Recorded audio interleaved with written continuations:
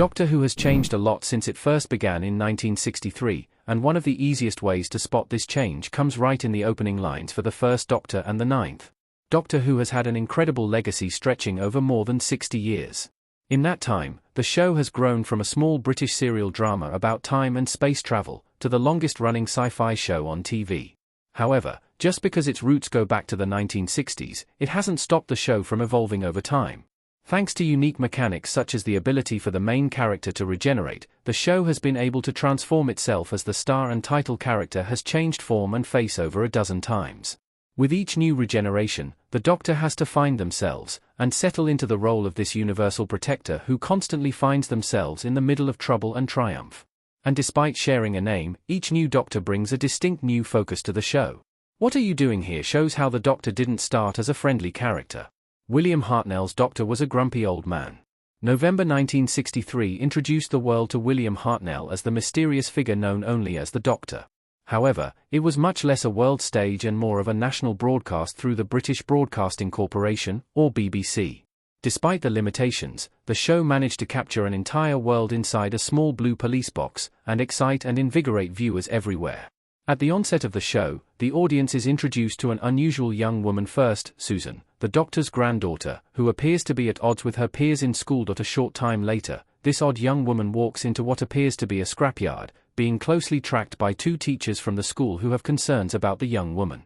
They follow her into a police box, and no sooner are they transported to a vast cavernous control room, than they meet an elderly man who greets them harshly with the above line.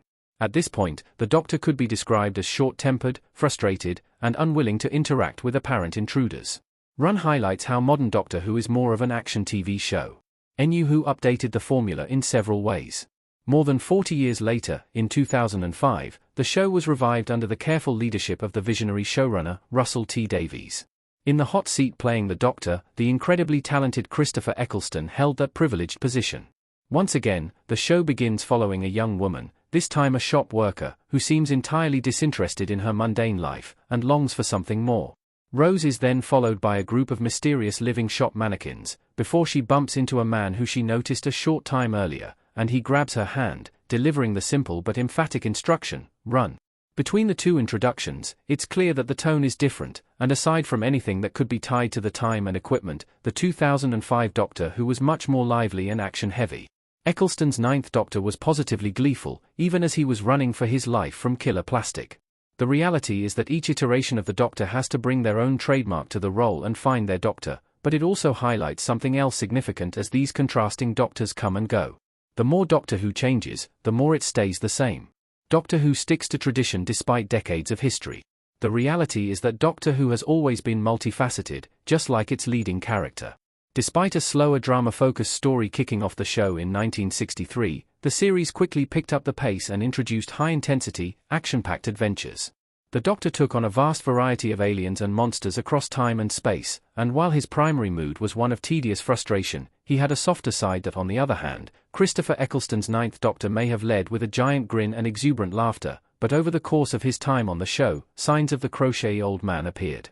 The ninth Doctor was haunted by his past, but he was also fiercely protective of his friends, and could be incredibly rude and brash at times. Ultimately, while Doctor Who changes over time, the show always maintains a central core that makes it feel like one enormous ongoing adventure, and, in the words of the ninth Doctor himself, that is simply fantastic.